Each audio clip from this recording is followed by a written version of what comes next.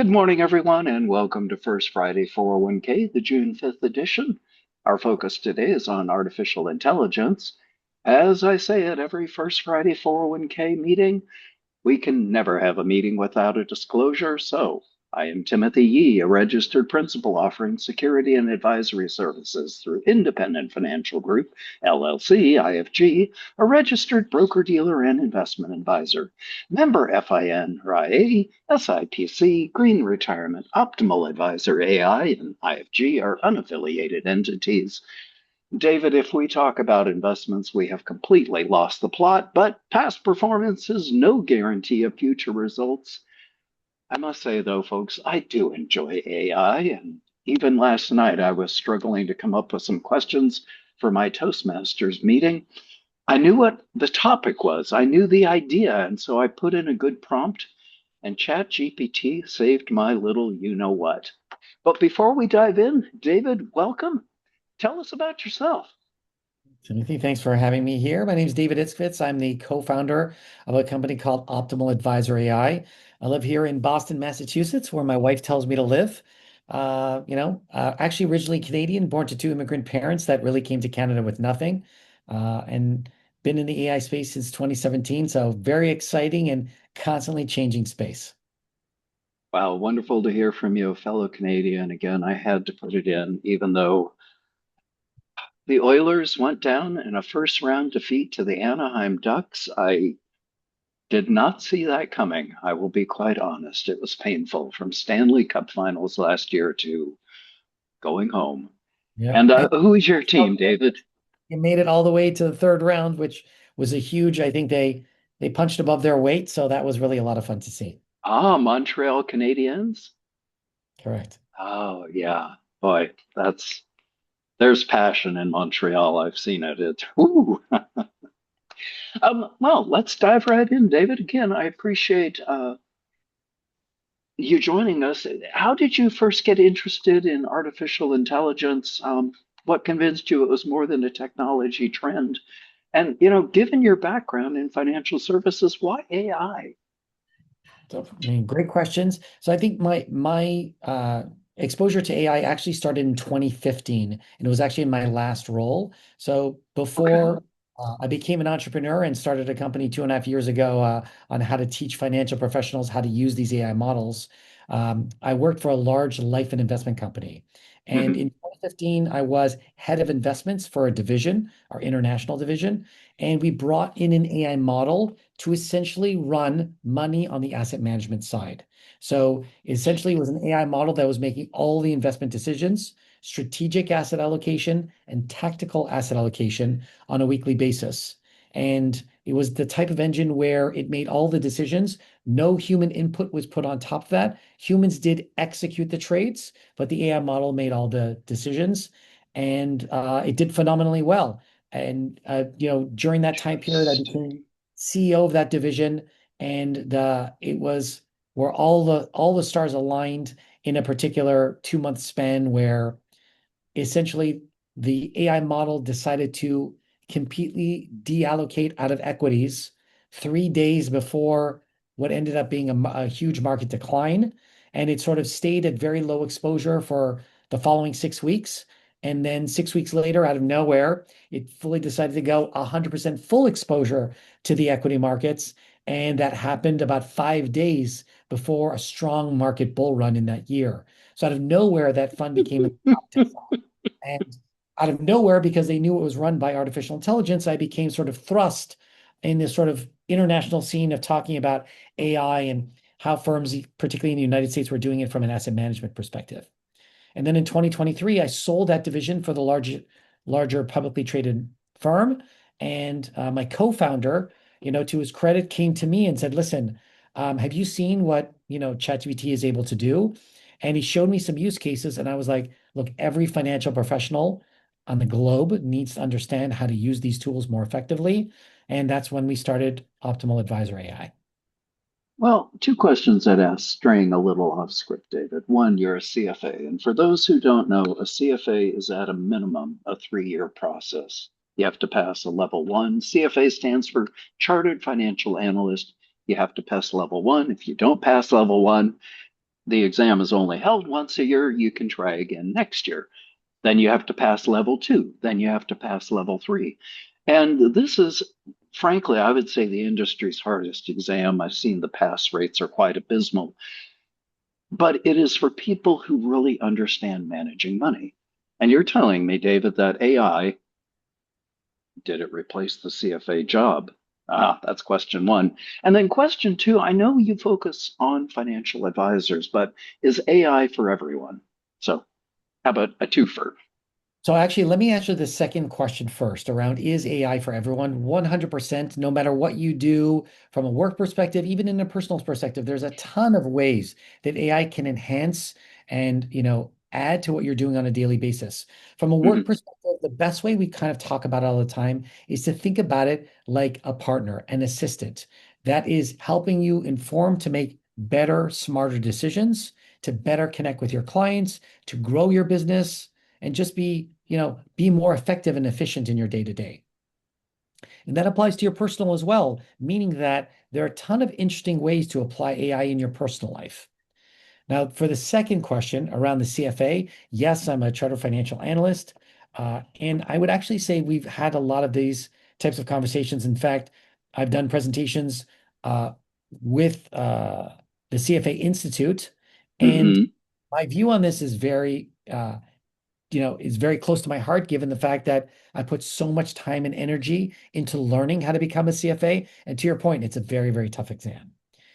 In a world of I think things like the CFA charter is more important, not less important. And let me explain. Obviously, in a world of AI is going to be doing more and more things that you do on a day-to-day basis. And in fact, when it comes to calculation, company valuations, a lot of the technical side of roles will be more and more AI will be a part of that process. It can do Excel spreadsheets from scratch. It can review information. It can obviously summarize all the things that AI can do. Mhm.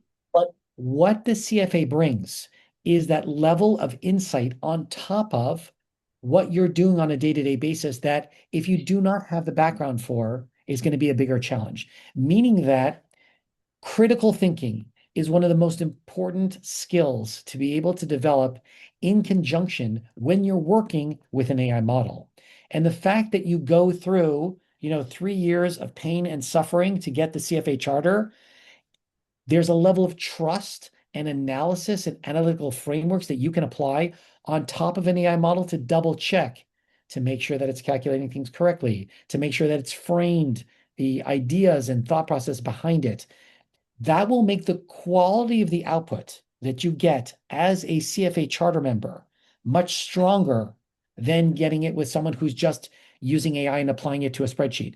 Meaning that anybody can use AI in a spreadsheet today, but how you take it to the next level and double check that there are no hallucinations, meaning that there's no information inside the model that's incorrect, that's going to be of huge value.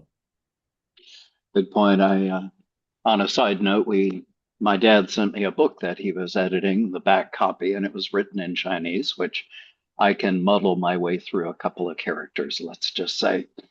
Anyway, I put it into a translator, an AI translator, and I said, "Hey, Dad, I figured out what it is it says on the back." And he said, "Well, son, it's close, but it lacks the human touch." And that, I think, is what you're saying there, David. AI can only get us so far.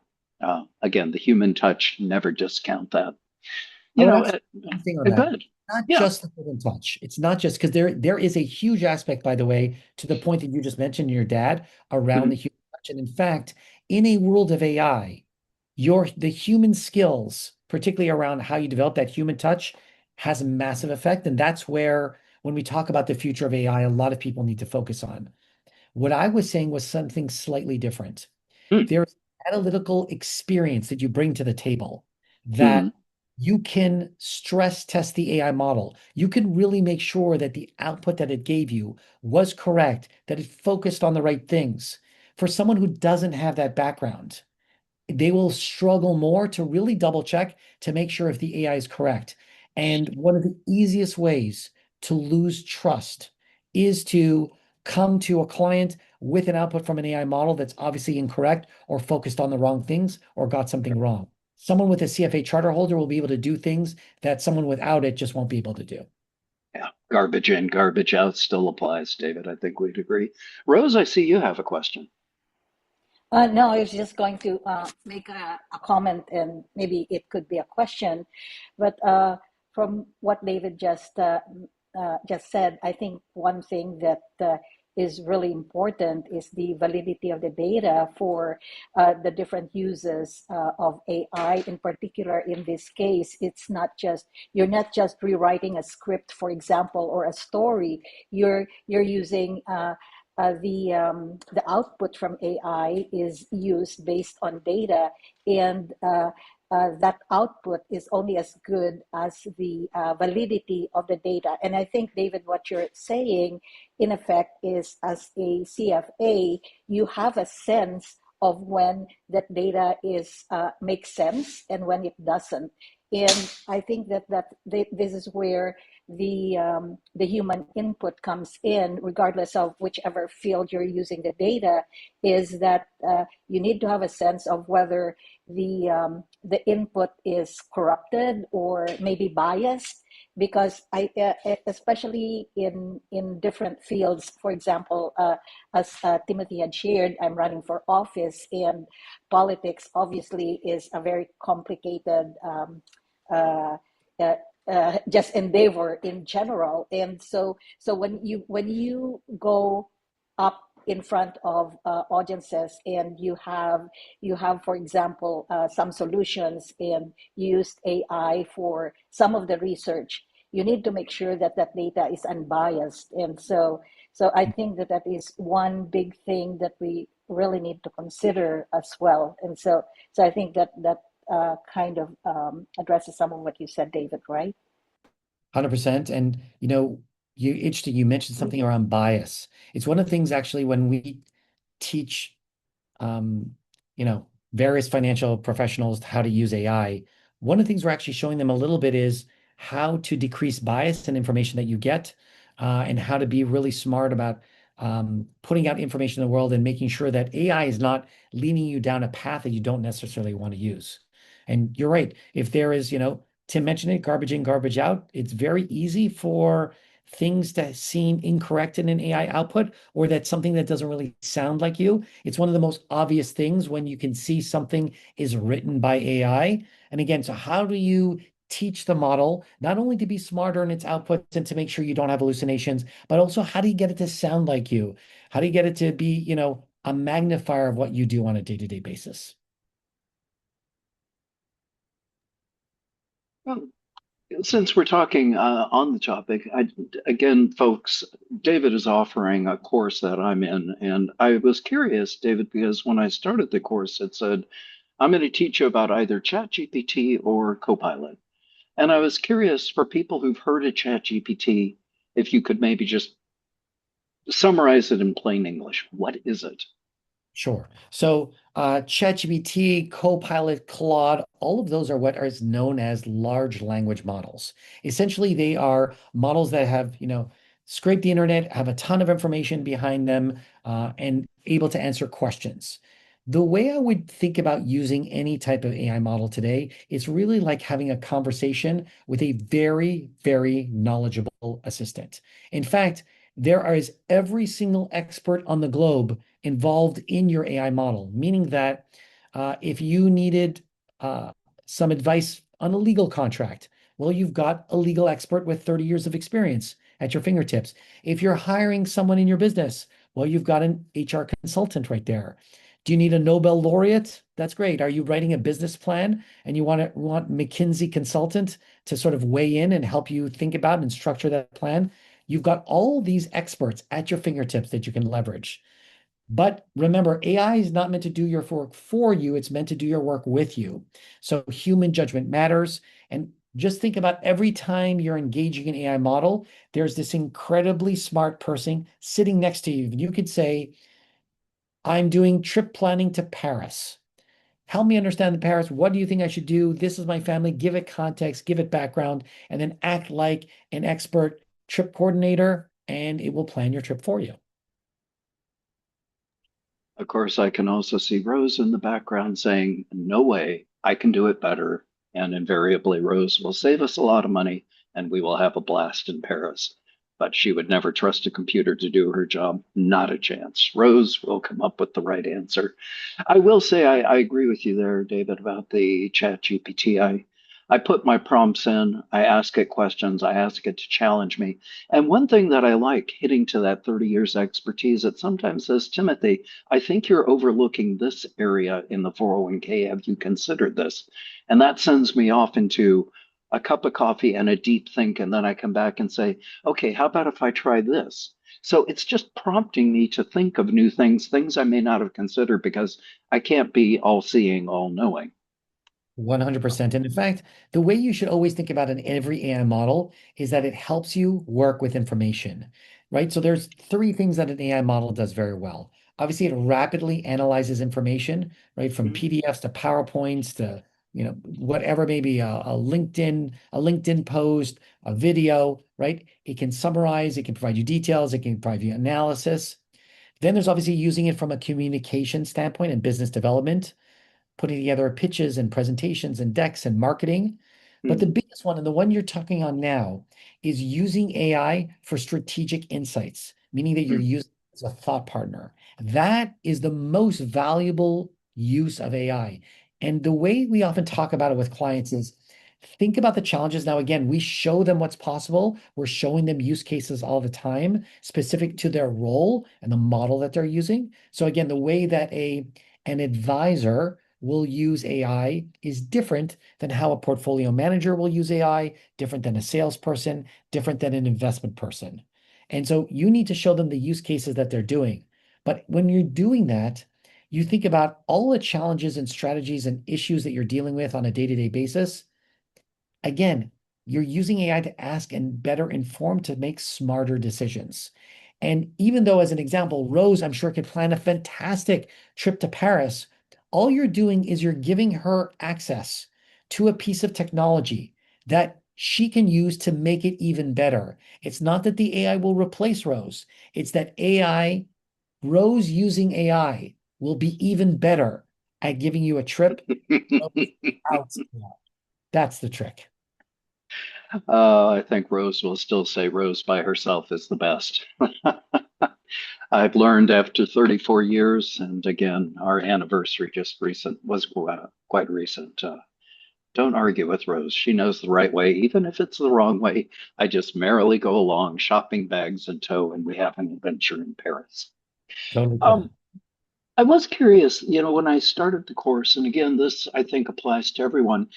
You, I was given two options. Do you want to focus on ChatGPT or Copilot? And I very much have been in ChatGPT for a while, so that's naturally the path I went. But there's so many AI tools out there, David. Why did you folks look at ChatGPT, Copilot? Why not Gemini? Why not Claude? And then why don't you look at the broader world as it all integrates in? Or is it just so rapidly evolving, we could have more hours of your time than possible? Yeah, 24 hours a day you would be on this. What I was mean, the focus, the excitement around those two? totally fair. And I think it's really driven by our clients. So obviously we're in financial services, regulated financial institutions. Um, if you look back, 12 to 18 months and 2 years, really firms, when they decided to bring in a large language model internally, they decided either between a version of ChatGPT or Copilot. And the reason why is very simply from a Copilot perspective, Copilot falls under your Microsoft 365 business agreements, meaning that it's part of the work that you do already. You already use Microsoft tools like Excel and PowerPoint and Word and Outlook. So it's very easy to sort of turn on Copilot because it falls under the same agreements. So particularly when it comes to working with an AI model, some of the concerns usually fall around private client information or personal identifiable information, PCI, PII. With a Copilot, you already have that information in a lot of the tools that you already do. You have client information in your Word documents, in your Excel, obviously in your Outlook and emails. So slotting in Copilot was an easy tick from a compliance perspective. So while we're in financial services, and I would say 65% of our clients are using Copilot as their main large language model. Now, obviously, ChatGPT was the first LLM to come out, large language model, and people like yourself gravitated to start using that. And a ton of people are also using ChatGPT. And that's why we created the courses by model and by role. So we started off with chat and Copilot, and that's where we created specific roles like as an advisor, as a salesperson, as an investment professional, right, etc. Now, Claude, you're hearing a ton around Claude and well deserved around what it's able to do. It's come out of nowhere in the last 6 months. It wasn't well known even in the second half of 2025, but the things that it's been able to do now is quite strong. So what we've done as an example, when we're training financial professionals to use these models, many of the clients that we already have are in either a world of ChatGPT or a world of Copilot. So we've created sources and resources to layer in Claude on top of that model. So many firms, Claude is not their only model. They've come in with either a chat or a Copilot, and they're turning on certain functionality within Claude because it can do things specifically for their firms and in particular applications like in Excel or PowerPoint, etc. Yeah, and before we turn to Rose's comment, I'm actually curious about that because one of my Toastmasters said, "Oh, I use Claude in Excel," and I must admit my eyes started to roll, and I'm just like, "What? Claude in Excel? I mean, what's the difference between Claude, ChatGPT, Copilot, and Rose certainly will get to your question. And what does it mean I use Claude in Excel? I mean, Excel to me is A1 times A2 equals B3, Oh, that sort of thing. totally fair. So in your Excel environment, you have a Copilot button. Now, in that Copilot button, you can actually access Claude two ways. In your Copilot button, when you open it up, you'll see a drop-down menu on the top right-hand side that allows you to choose between the models that you want to use in order to ask an AI the question. So what'll happen is a screen will pop up on your right-hand side where you can actually type into AI, to reference that exact Excel model. Now, normally that model choice is set to auto, which means automatic, where the Copilot is deciding between, sort of a quick thinking or a sort of a more reasoning model to answer your question. But besides that, Copilot has now added additional models that you can choose from. So you can choose, as an example, a Claude Opus model to answer your question. And the truth is that Claude is quite good at answering things in Excel, even sometimes better than Copilot can. So people use Claude quite a bit to answer sort of questions. Well, what sort of, I mean, maybe I'm slow. I use Excel. I've been using it since, I guess, the 80s. I'm crunching numbers is really all I'm doing. I'm not talking to, I don't, how do I multiply two cells together? What's the sum of this column? I'm not, what exactly are people asking Claude in Excel? So let me give you an example. Let's say you want to create an Excel model to do something. I'm just going to give something very simple. You are opening a laundromat business and you want to create a P&L to think about strategically how you want to run this business. Now, you obviously could use Excel to do that, right? And you'd think about, but you might not have a ton of background or experience. Well, you can open up a chat inside the window and say, hey, build a model for me for a laundromat business.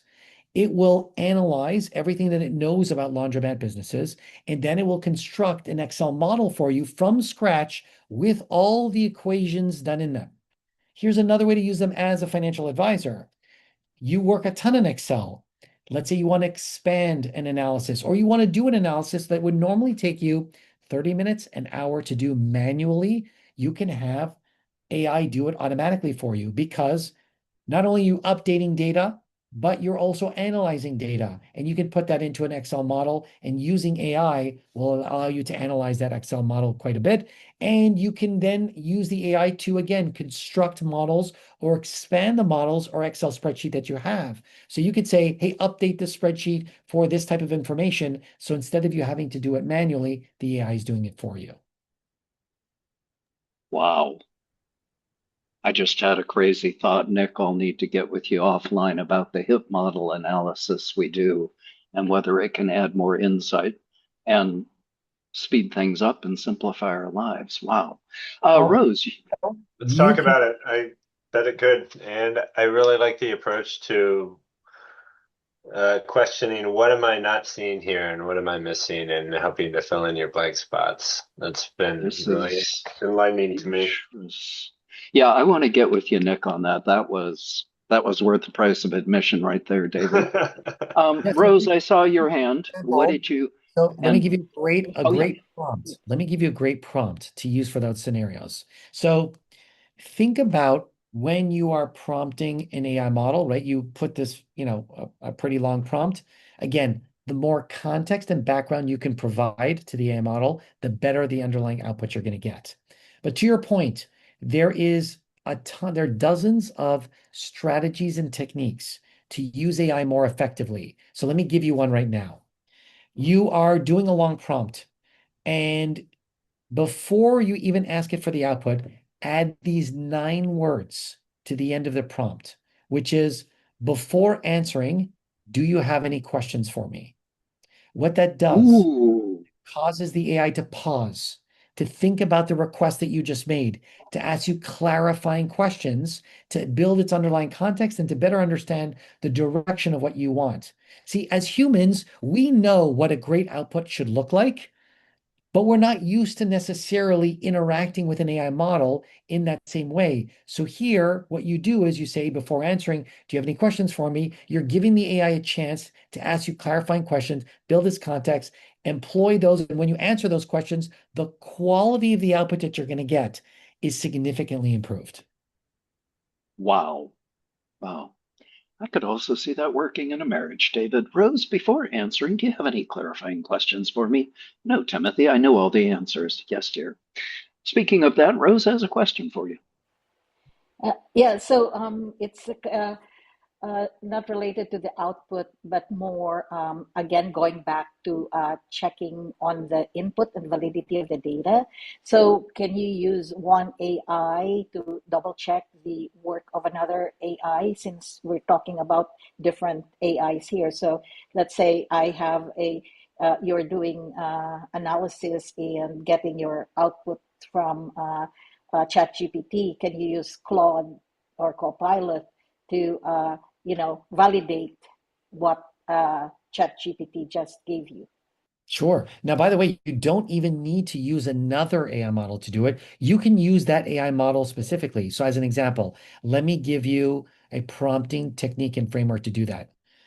Normally, when you go out to the internet and you're asking for information, one of the things you might be concerned about is hallucinations, and you might be concerned about the source that you get information. So the first thing you do is you add this to the end of your prompt, cite your sources. By doing that, it causes the AI to obviously only pull in information that it has sourced. Now, that's a great way to make sure that the information is actually correct. Now, you might say then, here's the second, the deeper way of thinking about it. There are probably sources that you trust more than less, right? So if you're asking for financial information, you might trust Morningstar, right? You might trust Bloomberg. So in answering the question, you could say cite sources that only come from Morningstar or Bloomberg. And that way you can make sure that the information that you get is correct. Here's another strategy that you can use. You get an output from an AI model, and something looks odd in the output. And let me give you an example that we cover with, people in the financial services side, particularly on the investment banking and investment side.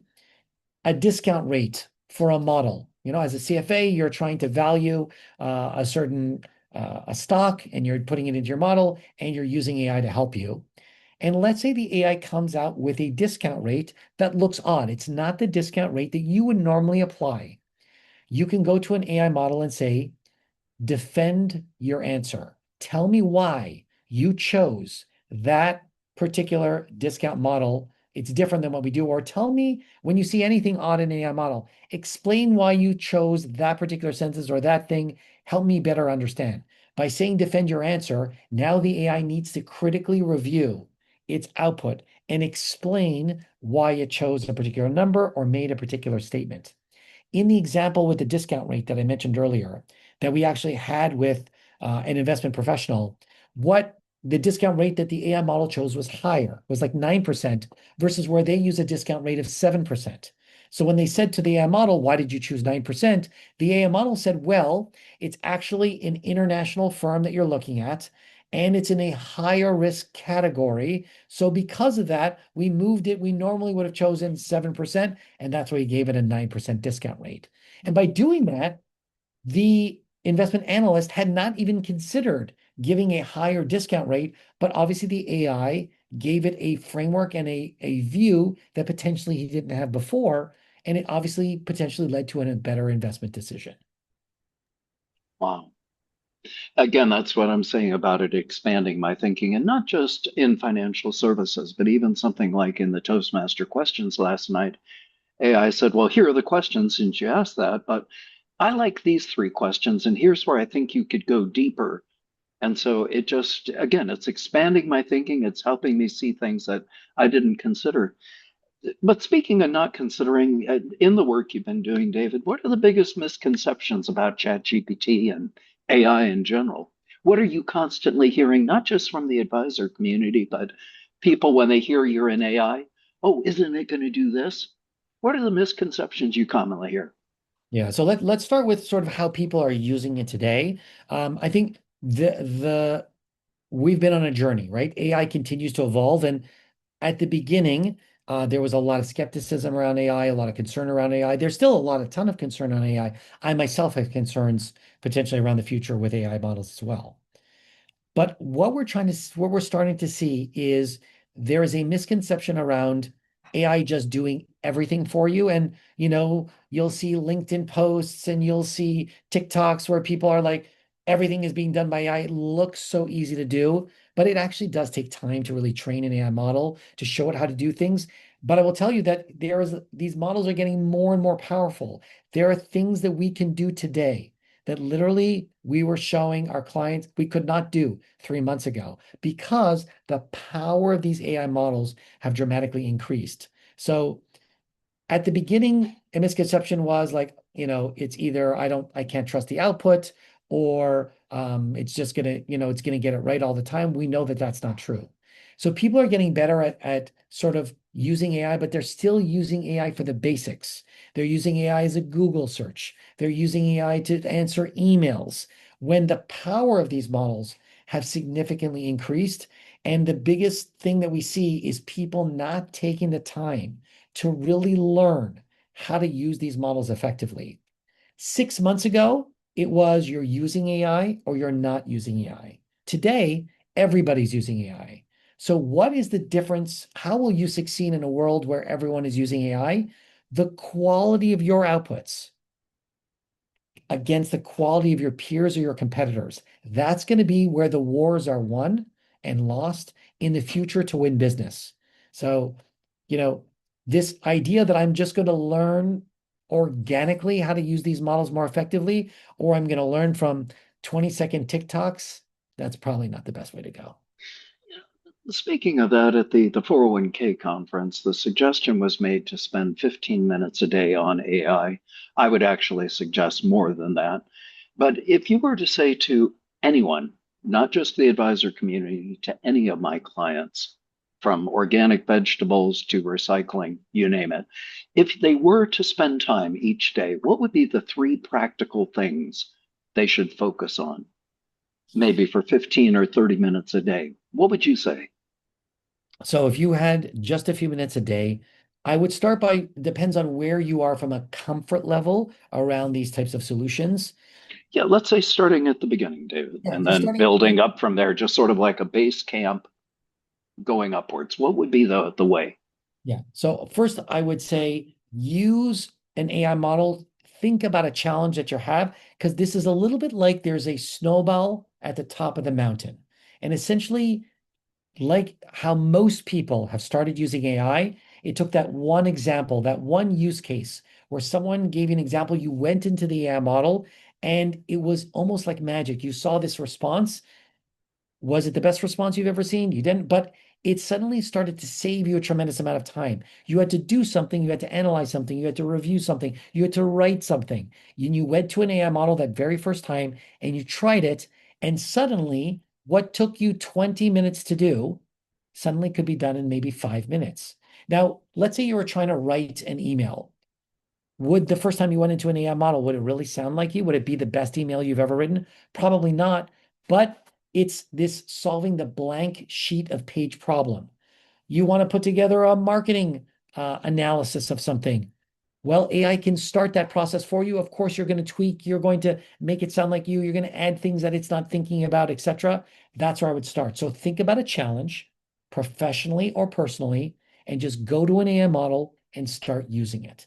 That's where I would start just as a basics, give it that one example, and then maybe apply some of the things that we talked about. So get an output and then say, well, let's say you were doing an investment analysis. You could say, hey, you could always say analyze Apple stock, or you could say analyze Apple stock from the perspective of a CFA level 3 charter holder. The difference in the output that you're going to get between those two things is going to be very different. Where do you think you're going to get a better output is obviously when you start to apply an expert. You know, you go to an AML and you give an output and then you say, hey, before answering, do you have any questions for me? It will ask questions. The quality of the output you're going to get is significantly different. So where I would say is start by getting a little bit of comfort around starting to use it. But the most important thing you can do is find a trusted partner. Find a firm that can accelerate your learning of AI. Whether that's us, whether that's someone else, it doesn't matter. Find a trusted partner to do the hard yards and teach you to do the things in what you do every single day more effectively, because it's a Oh, huge opportunity for efficiency. It's a huge opportunity for growth. You just need to learn how to use it better. yeah, I agree with you on the advisor side, David. I love the program, to be honest. I mean, I eagerly look forward to the lessons you and your colleagues put out. But as I think about the non-advisor world, and I'd hate to say I have these sets of problems. I do not work in financial advising or anything financial. Who is the optimal advisor of the restaurant industry? I, there's so many people out there who hold themselves out as experts, charge $1 zillion. As I was interviewing people for this podcast, you would be surprised the prices I was quoted and the stuff that I knew was not quite right. I'm like, I know somebody, but I did my due diligence in case compliance asked, and Sure. I'm glad to have come right back to where I started. But for the non-advisor, are there reputable companies that will help people start with a ChatGPT, a Copilot, a Basecamp, whatever it is, and just Yeah. build it up from there, like you say, the snowball? Yeah, 100% for the people that are not in financial services. Again, our program would probably not be the best choice because we focus on how people in financial services use it. But you can get training from the AI models themselves. If you started using Claude, Anthropic has a whole course online that you can take to learn it. ChatGPT has courses. Here's a great idea. Go to an AI model and say, hey, I'm trying to learn how to use ChatGPT more effectively. Give me some resources, give me some websites that I should use to think about holistically how to use it a little bit more effectively. And from ideas, a lot of this is around what's possible. Give me some ideas around how I can use AI. Meal planning, travel planning, home projects, weekend activities. All of these can be done with AI. You have, young kids at home. Hey, help me plan a rainy Saturday for a family of four, right? That loves board games or loves outdoor activities along this line. And again, the more that you give it information, it'll give you some ideas. The thing that I like about Can I tell you a funny ChatGPT, story that actually just happened to me over oh, the weekend when we yeah, talk about non-financial services? So the water purifier in my fridge stopped working. Okay. And we got a new fridge. I have no idea where the water purifier, I could see the light that said you need to change your water purifier, but I did not know where it was. I did not know what type of water purifier I need. Holistically, like, historically, what you would do is you would open up the manual, you would try and read it, maybe you'd go to Google and do a search. Well, I went to my AI model, I took a picture of the information of the fridge, right? The exact type of model and model that I used of the fridge. I explained, here's the model, I'm uploading the picture. I'm trying to change the water filter. Where is the water filter? What type of water filter do I need to order? Give me the links so I can order it. Tell me how to actually do it. Gave me all the information. He gave me an Amazon link. I ordered it because of Prime, and of course, it arrived the next day. I received the water filter. It showed me exactly where to open it. It told me, gave me an idea. It gave me a link to a YouTube video about how to change it. Again, all this was done in 30 seconds. That might have taken me 20 minutes or half an hour previously. I'll be honest, I usually throw the manual down, then I call James, who does the YouTube videos. It's like there's a YouTube video for everything, Dad. I'm old school and I'm a grumpy old man too. So anyway, but yes, I do like how the program, whichever one you use, Chat, Claude, Gemini, Copilot, whatever it may be, I like how it really learns who you are. And you can put information in about this is who I am, this is my background. Right. Please respond in this way or analyze my blind spots. I really That's why like this the podcast is quality of so valuable response. because, you're helping people to use these types of tools. You're making things more available to them. It's really valuable. Well, let's take just one step back and go back to the beginning of our conversation about AI replacing jobs. You and I had joked about it in a CFA context. And again, folks, it's an exam that takes a minimum of 3 years. I believe the average is 5, given how many levels people, frankly, fail the exams and have to wait a year. Nothing, in my view, is going to replace somebody, but I do think it helps people work harder or smarter. However, I read it every day. AI is going to replace my job. Sometimes the snarky side in me before a cup of coffee says, if you're being replaced, what does that say about the job? But what is your insight, David? You have a lot more experience in this field. AI replacing jobs, enhancing jobs. Tell me your thoughts. Well, I definitely think AI can enhance every single job that you do, and every role that's out there, whether in financial services or a different field, it doesn't matter. AI can be used as an assistant to make better, stronger decisions. It can help you from an efficiency standpoint. It can help you better connect with your clients. It can help you drive growth. One of the easiest ways, like as an example, as an advisor or as a portfolio manager or an asset manager, you're constantly trying to grow your business, and AI can obviously help you do that. Now, there are things you do need to be concerned about with the future for sure. And there are certain roles that will be under pressure from an AI model because obviously it can do things that traditionally humans used to do. So, you're seeing as an example today, coding as an example. If you looked at 10 years ago, what was the number one vocation that people should do is they should become coders. But of course, today an AI model can code much more effectively than any coder can. So you need to be a little bit more strategic about how you think about applying AI models. So there is going to be disruption, right? There are going to be firms that don't need as many people going forward to do things. So normally the way a business scales is there is some sort of proportion of people versus how you're trying to grow. And obviously with AI models, you can scale your business to a point without necessarily having to scale the headcount to the same degree. So, but the way we kind of talk about this often is people are very worried about being replaced by an AI model. And what we're obviously saying to people is it's not necessarily humans versus AI, right?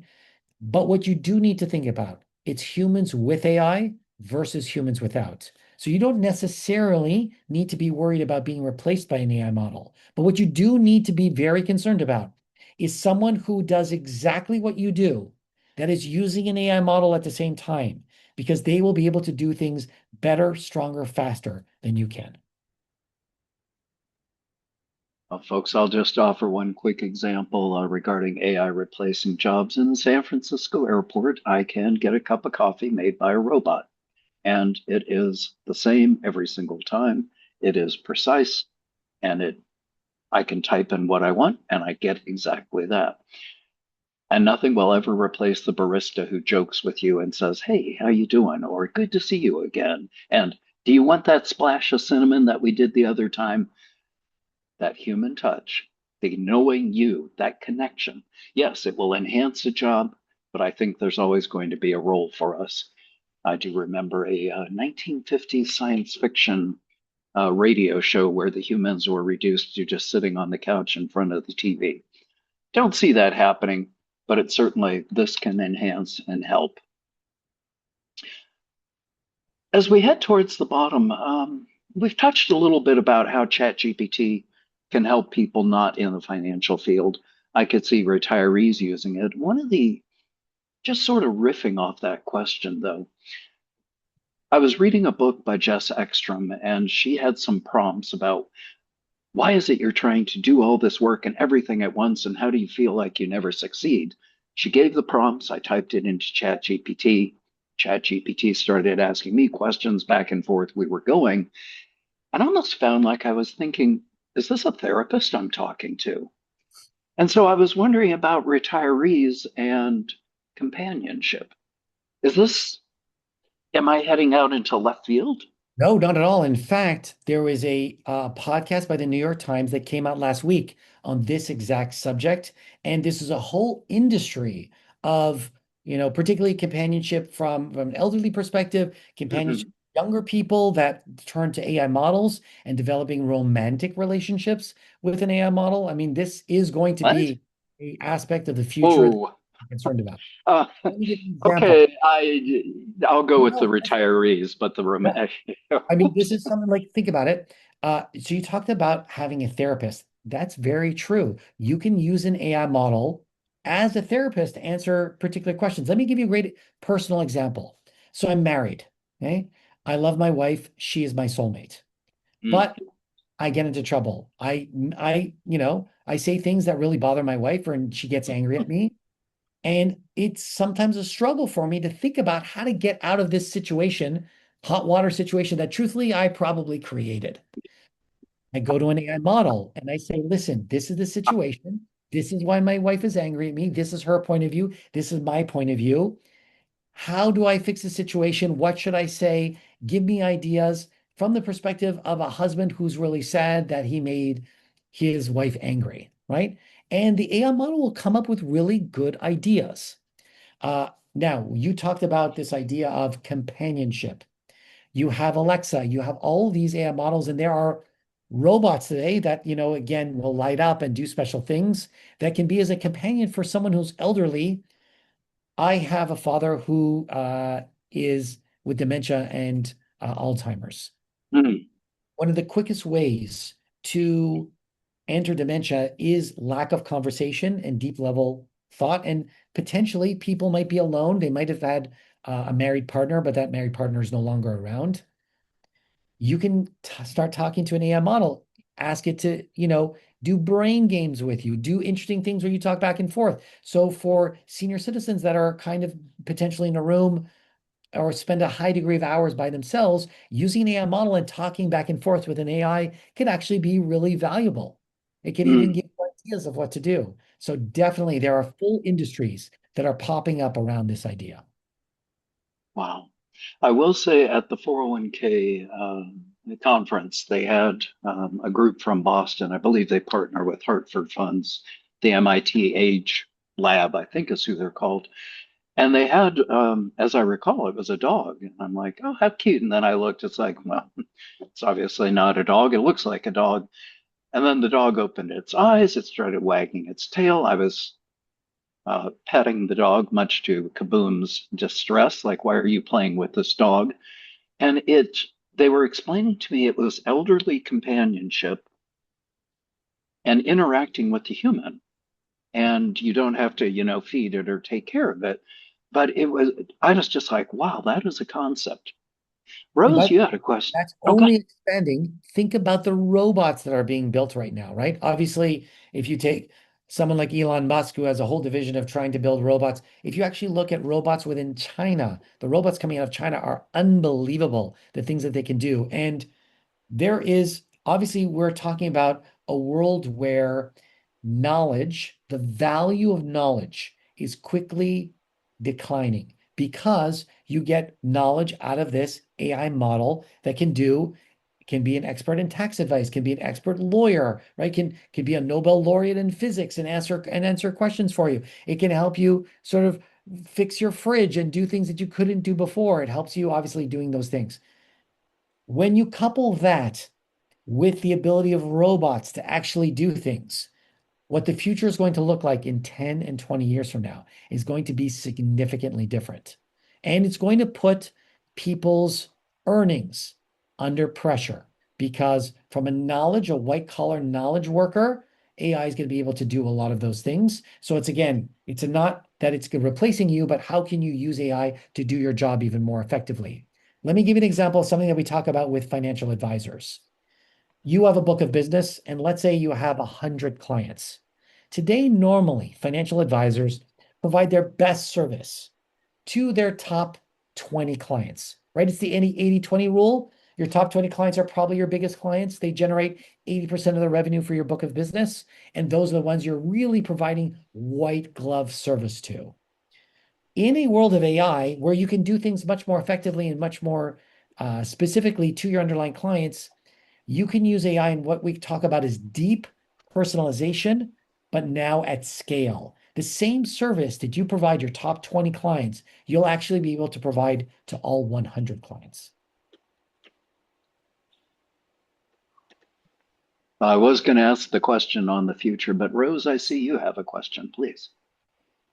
Yeah, I just wanted to bring us back to the level of interest, to the interest of the participants. So as we talk about these various uses, and I agree that physical AI is really exciting as well.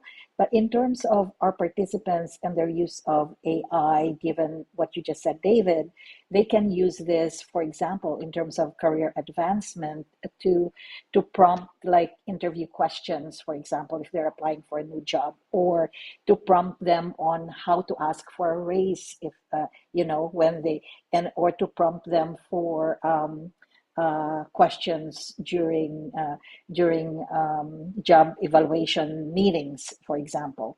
So I think that there are various ways for participants, and I think that maybe that is one thing that would be to their interest. I know it's not, this is now different from the advisory perspective, but just for our participants in terms of workplace use of AI and how it can enhance their jobs, or increase, hopefully give them more advancement and salary increases, as opposed to getting laid off because of AI. So I think that there are various use cases that it can help them not just do their jobs better, but how they can present themselves to their employers better. You're on mute, David. Sorry. 100%, I totally agree with everything you just said. And you can use AI in all those scenarios. If you need to push back with one of your senior managers around information or requests, try to understand your job placement at the end of the month, looking for new roles. You could put your resume into an AI model. You can pull down the job description and you could say, hey, tell me where my resume matches the underlying job description I'm trying to do. Oh, I want to make sure that the job description, all the ideas and the wording in the job description are actually in my resume, suggest enhancements so that I can, pass the applicant tracking system. There's a whole strategy now to actually leverage AI to do things much more effectively, because if you're not using AI, the chance that your resume will get chosen out of the, hundreds or thousands of resumes that are applying for the same job is practically zero. In fact, a lot of HR professionals, they use what's called an ATS system, applicant tracking system, that uses AI. So in order to beat the AI system, you have to employ AI at the same time. Well, I will say one of my friends is going for a final round interview in a credential teaching environment, and AI correctly guessed six or correctly predicted six of the seven questions she was asked in the final. So when those questions came up, I already knew the answer. David, there is a technical question for you, and if it requires a longer explanation from Nick, um, curious if you have any advice about security or fund selection with AI. Is it best to search the web or analyze the database? I would It's lean towards searching the web because a database could have bias, but And did you, when you say choosing a security, meaning like having the AI analyze whether you should invest in Apple or Oracle? Is that the nature of the question?